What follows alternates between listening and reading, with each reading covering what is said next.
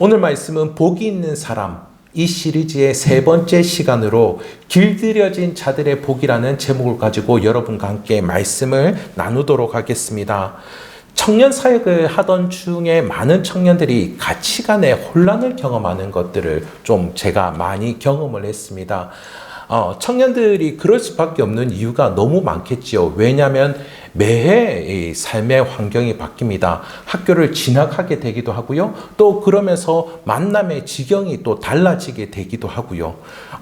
그와 같은 환경 가운데에서 분별해야 될 것들도 많고 또 새롭게 마음을 먹어야 되는 그와 같은 순간들도 있습니다. 특히나 이 취업을 하면은 이전과는 다른 상황들을 굉장히 많이 경험하게 되는데요. 세상에 나가보니 정말 다른 겁니다. 세상 사람들은 자기 앞가림을 너무나 잘하고요. 그리고 그 앞가림을 하는데 정말 빠릿빠릿하게 행동을 하고 또 실력도 키워서 남들 앞에서 이렇게 척척 인정받는 그런 모습들도 보게 됩니다. 그런데 이상하게도 교회를 오면 자기 앞가림을 하기보다 남 걱정하는 사람들이 왜 그렇게 많습니까? 자기 앞가림을 좀 해야 되는데 그것보다 남 걱정하는 사람들이 많아요.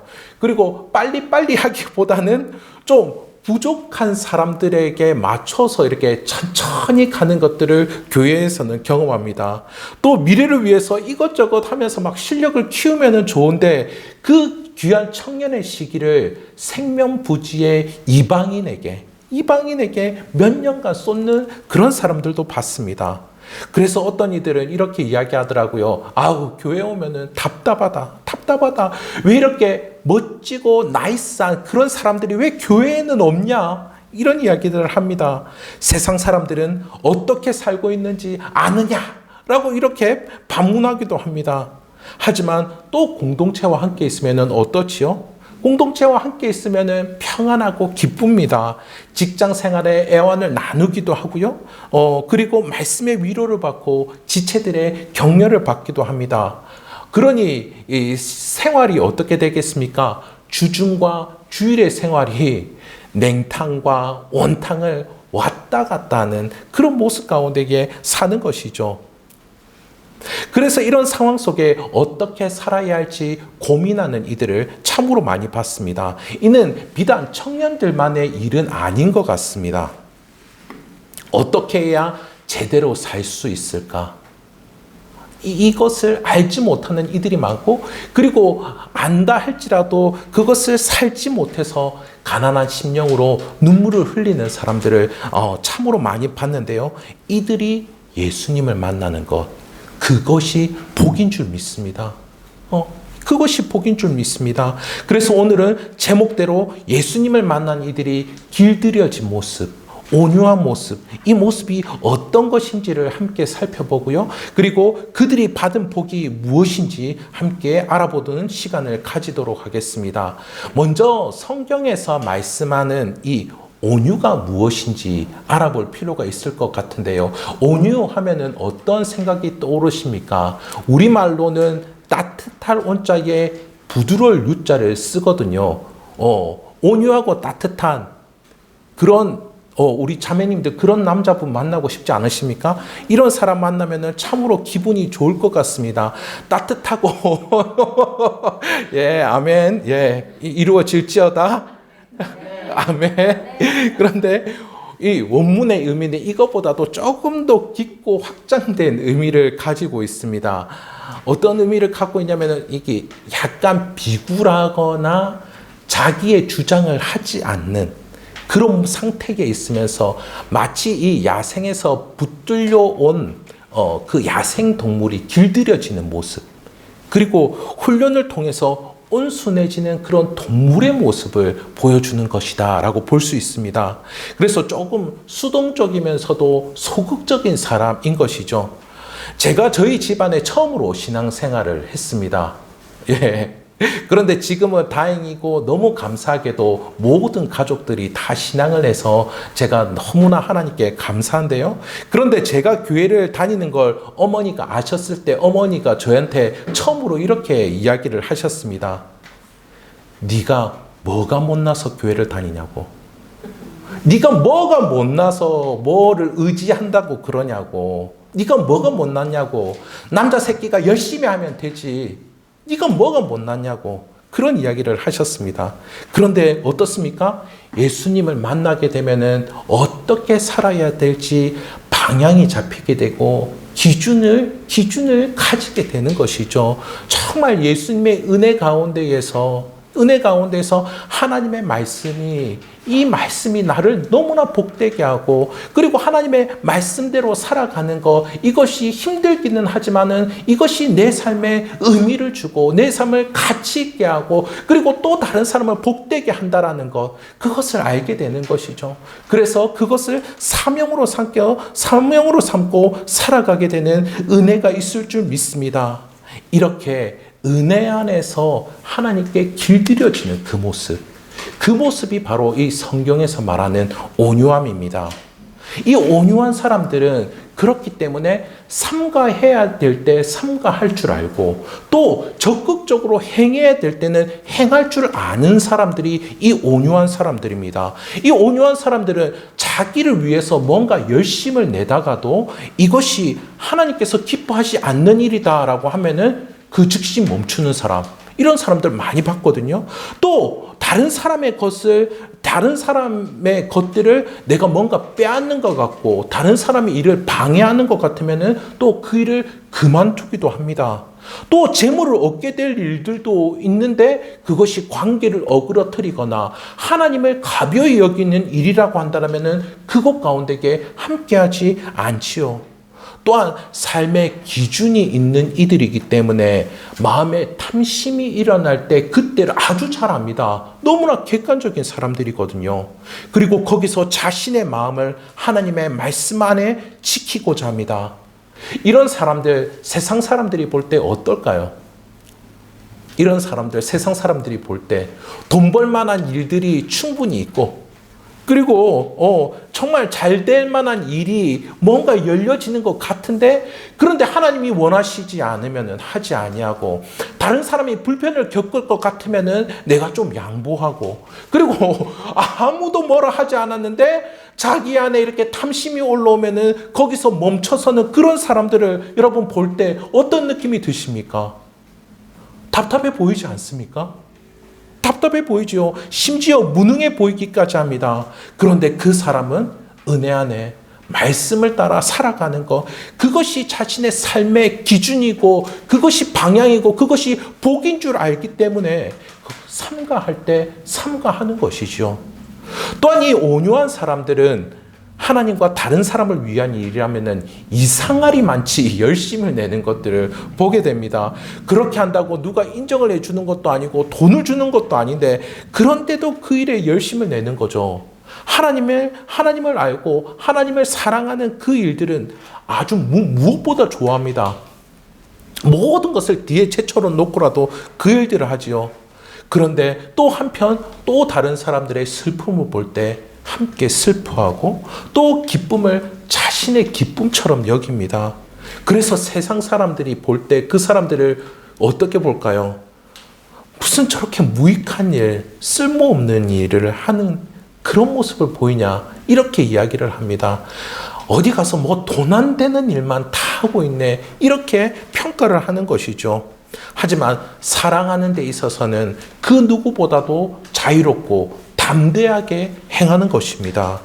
마치 이 온유한 사람은 이렇게 펜싱칼에 비유할 수 있을 것입니다. 여유롭게 구부러지면서도 아주 강한 것이죠. 좀 모나고 부족한 사람을 품는 데 있어서는 아주 여유롭습니다.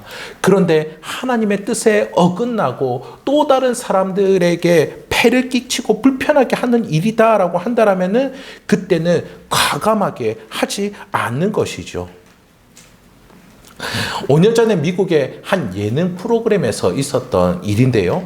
저도 며칠 전에 이 유튜브를 통하여서 그 기록이 남아 있어서 그 장면과 관련된 것들을 이렇게 쭉 다 확인을 해보았습니다. 미국의 세러데이 나이트 세러데이 나이트 라이브 쇼, 토요일 밤에 하는 그 라이브로 예능을 하는, 생중계로 예능을 하는 그런 방송인데요. 그런데 그 방송 가운데 개그맨 중에 한 명인 피트 데이비슨이라는 사람이 당시에 그 총선 전이었는데 공화당의 하원 의원 중에 한 명이었던 사람에 대해서 아주 조롱하는 내용을 했습니다. 조롱하는 내용의 그 방송이 나갔습니다. 그 사람이 이렇게 애꾸눈을 해가지고 이렇게 띠를 메고서 검은 애꾸눈 이 띠를 메고서 이렇게 나와서 유세를 하는 그런 모습을 볼 수가 있었는데요. 정치를 풍자하는 내용이 워낙 많이 나오니까 자신도 이렇게 정치인을 놀려도 되겠다라는 그런 생각을 하고서 그 놀리는 그 내용이 생중계로 방송을 탄 겁니다. 그런데요, 그런데 이 개그맨이 죽음을 생각할 정도로 아주 여론이 심각해지는 그러한 일들이 일어났다고 합니다. 이 당시 조롱을 당했던 이 공화당 하원 의원 후보자, 이 사람은 어떤 사람이었냐면은 아프가니스탄의 이 군인으로 파병이 되었다가 그곳에서 전쟁으로 한쪽 눈을 잃은 사람이었습니다. 상위 용사였던 것이죠. 미국에서는 그런 문화가 있다라고 하더라고요. 재향 군인에 대해서는 공화당원이든 민주당원이든 흑인이든 백인이든 누구든 이 재향 군인은 존경을 표한다고. 심지어 그 전쟁에서 다녀오는 그 군인이 이렇게 돌아오는 그 장면에 경찰들이 차량을 멈춰 세우고 호위까지 하는 그런 동네가 있다라고 합니다. 아주 존경하는 문화가 있다라고 하는데, 그런데 전쟁 중 다친 그 외모를 조롱하고 비판했던 거죠. 그러니까 여론의 문매가 엄청났던 겁니다. 그런데 그 다음 주에 바로 이 프로그램에 이 상위 용사 출신의 하원의원 후보자가 나온 겁니다. 그 사람 이름이 댄 크렌쇼라는 사람인데요. 그리고 그 사람이 하고 또 중간에는 그 놀렸던 피트 데이비슨이라는 사람이 함께 출연을 했습니다. 이 댄 크렌쇼 역시 한 3번 정도 이 피트 데이비슨의 외모를 가지고서 놀리더라고요. 제가 볼 때는 두 사람 다 외모가 만만치 않은 사람들이었습니다. 그런데 이 댄 크렌쇼라는 사람이 쭉 놀리고 나서 그 이후에 우리나라에는 공통점이 있다고, 모두 나라를 위하는 그 마음을 가지고 있다라는 그 마음을 전하면서 이 피트 데이비슨의 아버지 이야기를 해주는데, 그 아버지가 2001년도 9월 11일, 여러분 9.11 사태 너무나 잘 아시죠? 9.11 사태 때 소방관으로 활동하다가 숨진 그 이야기를 전해줍니다. 이 피트 데이비슨이 너무 감동을 받아가지고요. 그런데 이 방송을 하기 전에 댄 크렌쇼가 피트 데이비슨을 만나서 이렇게 이야기했다고 합니다. 누구나 삶에 의미가 있습니다. 당신도 그 삶의 목적을 찾을 수 있기를 바랍니다. 라고 하고 나서 이 방송에 들어가고 라이브로 이 댄 크렌쇼가 피트 데이비슨의 아버지가 이렇게 존경받을 만한 사람이다 라고 이야기를 한 겁니다. 이 데이비슨이 너무 감동을 받아가지고 자기가 이 카메라가 꺼진 줄을 알고 옆에 있는 댄 크렌쇼의 귀에다 대고 이렇게 이야기했습니다. 당신은 정말 좋은 사람이에요. 당신은 정말 좋은 사람이에요. 이 방송이 라이브 방송인지라 전국에 전파를 타고 다 나가게 된 거죠. 예능 프로그램에서 화합하는 그 모습에 미국에 있는 각 방송국의 뉴스마다 이것들을 다루고 있는 것을 제가 볼 수가 있었습니다. 온유한 자는 이렇게 자신이 권리가 가지고 있다 할지라도 권리를 행사하지 않습니다. 그 대신에 진리 안에 사랑으로 품어주지요. 하나님 안에 길들여진 모습임을 우리는 확인할 수가 있습니다. 이렇게 예수님을 만난 사람들, 그들이 온유한 이유가 있습니다. 그것은 무엇이냐면은 예수님이 이들을 온유하게 대했기 때문이죠. 여러분, 베드로 전서나 베드로 후서를 보시면은 베드로가 꼭 누구에게 권면을 할 때 이렇게 이야기합니다. 가장 먼저 등장하는 단어가 온유함으로 하십시오라고 그렇게 이야기합니다. 심지어 믿지 않는 사람에 대해서는 이렇게 이야기하는데요. 온유함과 두려움으로 그 사람들을 대하십시오라고 베드로가 이야기합니다. 베드로 어떤 사람인지 너무나 잘 알고 있지 않습니까? 베드로는 예수님을 모른다고 3번이나 부인했던 그런 사람이 아닙니까? 유대인의 관습으로 이 3사람이 증언을 하거나 3번 똑같은 이야기를 했다라고 하는 것은 실제로 그렇다라고 여기는 것입니다. 그러니 베드로가 예수님을 3번이나 부인했다라고 말하는 것은 무엇이죠? 나는 예수님을 완전히 모릅니다. 나는 예수님과 완전 상관없는 사람입니다. 라고 이야기한 것이죠. 그는 따뜻한 모닥불, 불을 지피고 있으면서 사람들에게 이야기했습니다. 따뜻한 모닥불을 지피고 있는 그 순간 그곳 가운데에서는 한쪽 편에서는 법정에서 예수님은 고문을 당하고 있었거든요.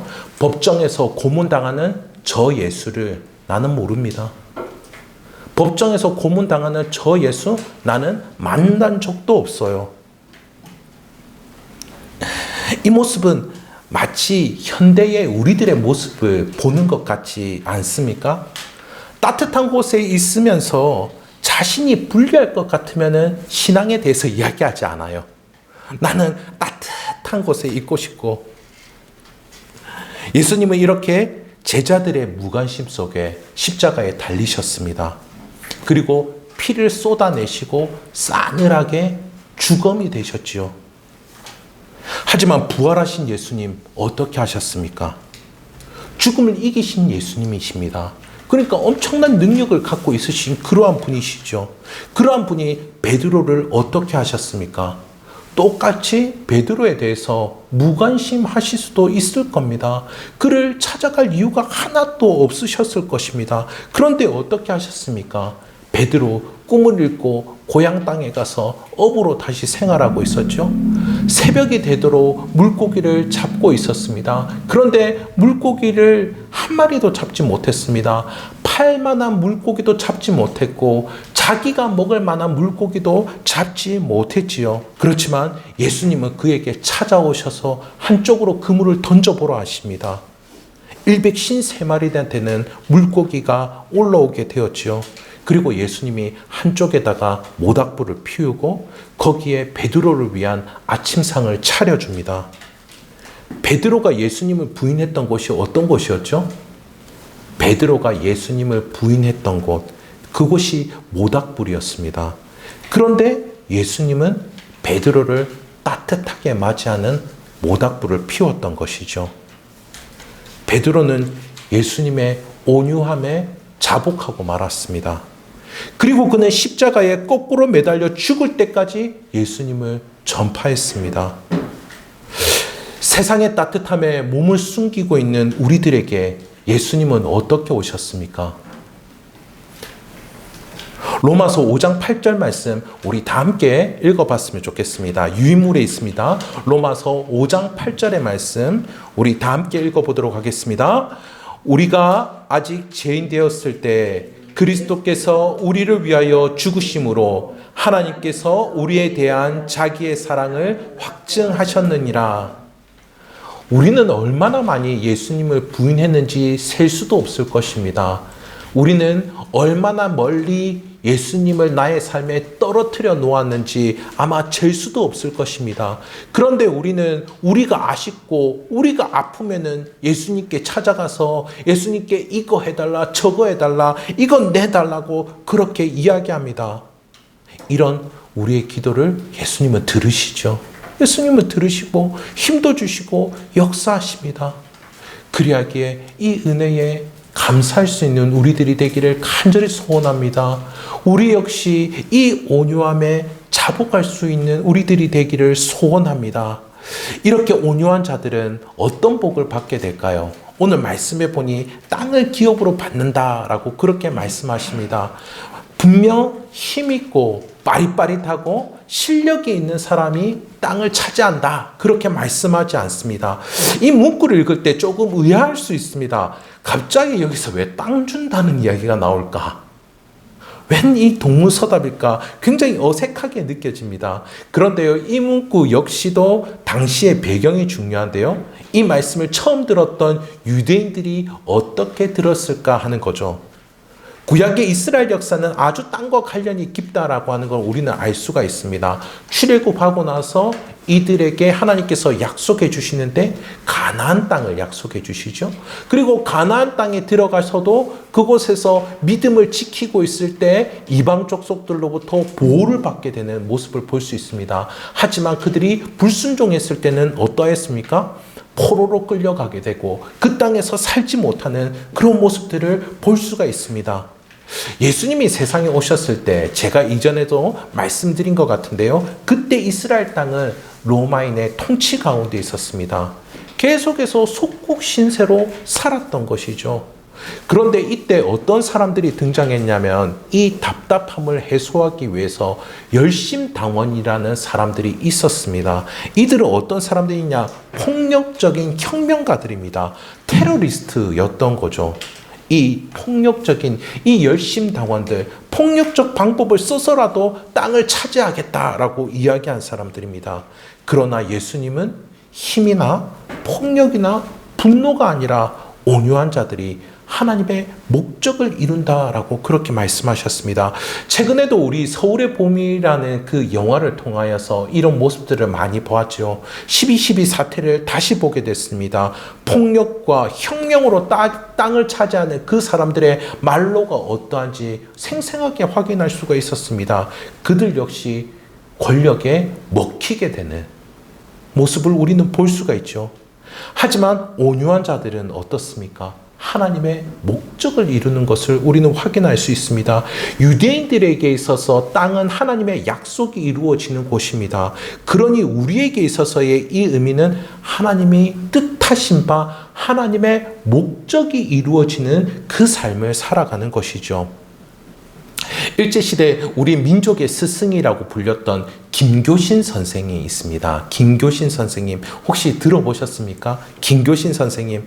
김교신 선생님은 오직 이 성경의 가르침을 우리 민족 가운데에 심어야 된다라고 주장했던 분이신데요. 그래서 그 가르침대로 새로운 나라가 세워지기를 소망했습니다. 일제강점기에도 일본식 문화 가운데서도 그는 학교를 따로 만들어서 수많은 그 청년들, 청소년들에게 하나님의 말씀을 가르쳤습니다. 그분의 전집에 이런 내용이 나오는데요. 여러분의 유인물에도 제가 적어놨습니다.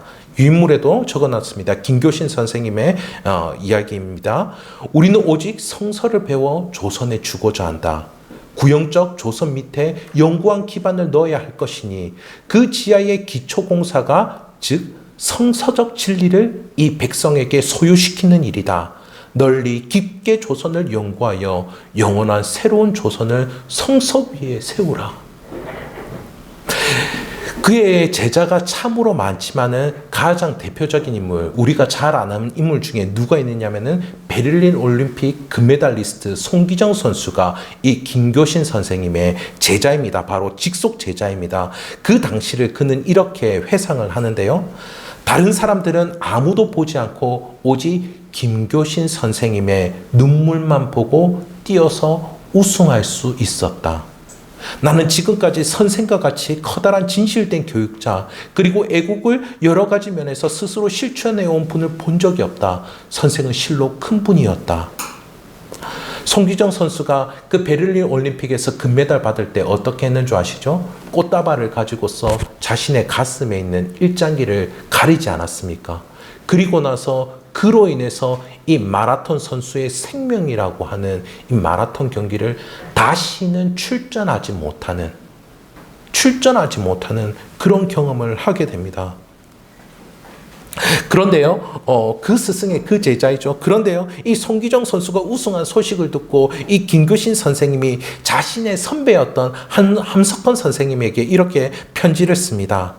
오늘 아침 송기정 군의 마라톤 1등 소식을 들었습니다. 참으로 나약한 조선을 위하여 만장의 기염을 토한 것이라 하겠습니다. 양정의 그 집과 그 운동장이 세계 1등 마라톤 선수를 내었다면 우리 조선이 영원의 경주장에서 용사의 관을 쓰게 될 것이라는 믿음이 더 두터워 갑니다. 와, 엄청난 믿음이죠. 식민지 생활을 하고 있는데, 그런데 그 모습에 영원의 경주장에서 용사의 간을 쓰게 될 것이다라는, 인민족이 그렇게 하나님께 쓰임받게 될 것이다라는 그 믿음을 가지고 있습니다. 이 김교신 선생님은 광복을 앞둔 1945년도 4월 25일에 강제징용에 끌려가는 이들과 함께 이 비료 공장에 입사했다가 그곳에서 일주일 만에 장티푸스로 하나님의 품에 가게 되는데요. 그리고 나서 차에 4개월도 지나게 되지 않아서 일본은 멸망하고 우리 민족은 광복을 얻게 됩니다. 하나님은 이렇게 힘 있는 사람, 그리고 많이 배우는 사람, 영적으로 보이는 사람, 그런 사람들에게 복을 주지 않음을 우리는 볼 수가 있습니다. 오히려 이렇게 가난하고 애통하고 그리고 하나님의 뜻에 길들여진 사람들에게 복을 주시는 줄 믿습니다. 하나님께서 우리를 온유한 자로 빚어주십니다. 그렇다면 우리는 무엇을 해야 하겠습니까? 갈라디아서 2장 20절의 말씀 유인물에 있습니다. 갈라디아서 2장 20절의 말씀 우리 함께 읽도록 하겠습니다.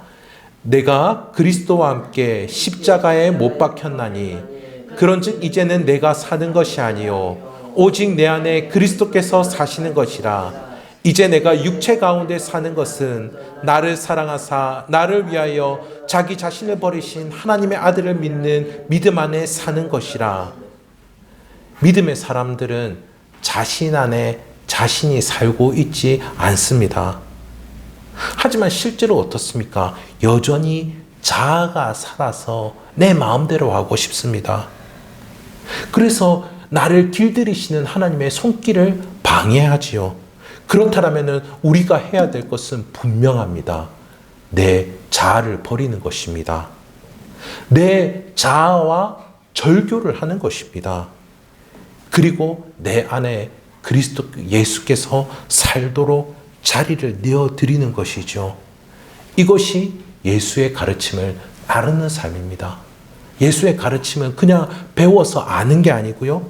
예수의 가르침은 내 자아를 버리고 그분의 뜻하심에 길들여지는 것인 줄 믿습니다. 이것이 올 한 해 하나교회가 나아가야 할 방향입니다. 말씀을 맺도록 하겠습니다. 하나님의 말씀에 길들여지는 것, 이것이 우리의 삶의 방향과 기준이 되기를 소원합니다. 어디를 둘러봐도 우리 사회 분노와 갈등, 이것이 너무나도 많습니다. 이 땅에 온유함을 보이실 수 있기를 간절히 소원합니다. 어찌 교회 안에 좌파와 우파가 있을 수 있겠습니까? 어찌 교회 안에 그 어떤 갈등, 그 어떤 차별이 있을 수가 있겠습니까? 성경의 가치관으로 살아가는 것, 성경의 가치관으로 우리의 가정, 그리고 우리의 교회, 우리의 삶의 그 터전을 일구어가는 것, 그것이 우리를 복되게 할 줄 믿습니다. 온유한 김교신 선생님, 온유한 함석권 선생님, 온유한 송기정 선수가 광복의 은혜를 경험한 것과 같이 이 땅의 교회가 회복되는 데 있어 이것 가운데 함께 하시는 저와 온유한 여러분들이 쓰임받게 되기를 주님의 이름으로 축복합니다.